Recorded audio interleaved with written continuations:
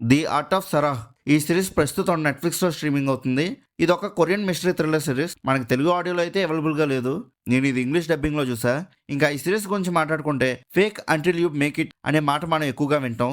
అంటే మనం లేనిది ఉన్నట్టు నటించి పైకి ఎలా రావాలని. సేమ్ అదే టైప్లో ఈ సిరీస్లో ఒక అమ్మాయి తన ఐడెంటిటీని మొత్తం అబద్ధాలతో కట్టుకొని హై సొసైటీని ఎలా మ్యానిపులేట్ చేసింది, ఆమె చుట్టూ ఉన్న మిస్టరీ ఏంటని ఈ వీడియోలో డీటెయిలింగ్గా మాట్లాడుకుందాం. వీడియో లాస్ట్ వరకు స్కిప్ చేయకుండా చూడండి. ఇంకా సిరీస్లో స్టోరీ గురించి మాట్లాడుకుంటే మెయిన్ లీడ్ అయిన సరాహ్ కిమ్ ఒక luxury brand executive. Look wise చాలా ఎలిగెంట్, రిచ్గా, స్టైలిష్గా ఉంటుంది. బేసిక్గా చెప్పాలంటే సడన్గా ఒక ఘోరమైన విషయం బయటపడుతుంది.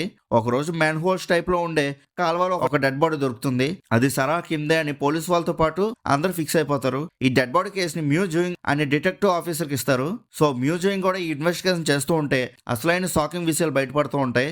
అవేంటంటే సరాహ్ కిమ్కి లీగల్గా ఎలాంటి రికార్డ్స్ లేవని, ఆమె అసలు పేరు సరాహ్ కాదని, ఆమె బ్యాక్గ్రౌండ్ అంత అబద్ధం, అంతేకాకుండా ఆమెకు ఒకటి కాదు మల్టిపుల్ ఐడెంటిటీస్తో బతుకుతూ ఉంటుందని తెలుస్తుంది.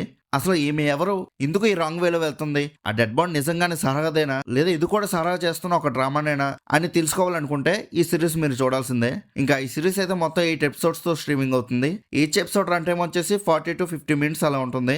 ఇంకా ఈ సిరీస్ అయితే ఫస్ట్ ఎపిసోడ్ నుంచి లాస్ట్ ఎపిసోడ్ వరకు మంచి ఇంట్రెస్టింగ్ స్క్రీన్ ప్లేతో చాలా బాగా రాసుకున్నారు ప్రొసీడింగ్స్ ని. ప్రతి ఎపిసోడ్ ఎండింగ్ కి ఒక ట్విస్ట్ మెయింటైన్ చేసుకుంటూ వెళ్తూ ఉంటారు. దానివల్ల మనం నెక్స్ట్ ఏం జరగబోతుందో అనే ఒక క్యూరియాసిటీతో నెక్స్ట్ ఎపిసోడ్స్ ని స్టార్ట్ చేస్తూ ఉంటాం.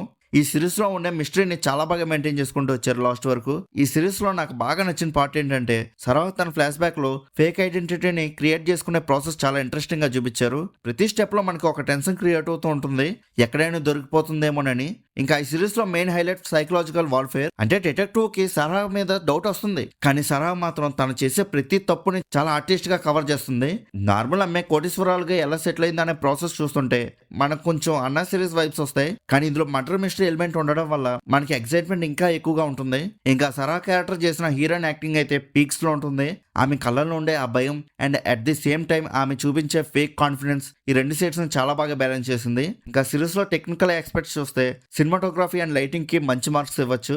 రిచ్ వరల్డ్ ని చూపించేటప్పుడు బ్రైట్ గా, మిస్టరీ సీన్స్ కి వచ్చేటప్పటికి డార్క్ అండ్ మూడీగా టోన్స్ మారుస్తూ చాలా బాగా మెయింటైన్ చేసుకుంటూ వచ్చారు. బ్యాక్గ్రౌండ్ మ్యూజిక్ అయితే సీన్స్ లో ఉన్న ఇంటెన్సిటీని ఇంకా బాగా ఎలివేట్ చేస్తాయి. అయితే ఒకటి చెప్పడం మర్చిపోయా, ఈ సిరీస్ లో ఉన్న ప్రొసీడింగ్స్ అనేవి చాలా ఇంట్రెస్టింగ్ గానే ఉంటాయి, కానీ అవి అందరి టేస్ట్ కి తగ్గట్టుగా ఉండకపోవచ్చు. ఎందుకంటే ఇది ఫాస్ట్ యాక్షన్ థ్రిల్లర్ కాదు. ప్రొసీడింగ్స్ చాలా స్లోగా, డీటెయిల్స్ మీద ఎక్కువ ఫోకస్ చేస్తూ ఉంటాయి. ప్రతి డైలాగ్ అండ్ ఎక్స్ప్రెషన్ ని అబ్జర్వ్ చేయాలి.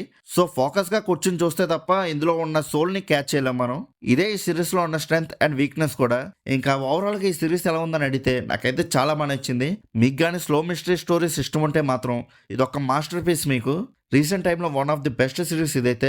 ఇంకా మీరు కూడా ఈ సిరీస్ చూస్తుంటే మీకు ఎలా అనిపించిందో కింద ఉన్న కామెంట్ సెక్షన్లో చెప్పండి. అలానే మూవీ అప్డేట్స్, మూవీ రివ్యూస్ కోసం మన సినిమా యాప్ ఛానల్ సబ్స్క్రైబ్ చేసుకొని బెల్ ఐకాన్ కూడా ఆన్ చేసి పెట్టుకోండి. మా వీడియోస్ని మీరు మిస్ అవ్వకుండా చూడగలుగుతూ ఉంటారు. ఇంకా మనం మళ్ళీ నెక్స్ట్ వీడియోలో కలుసుకుందాం. బాయ్.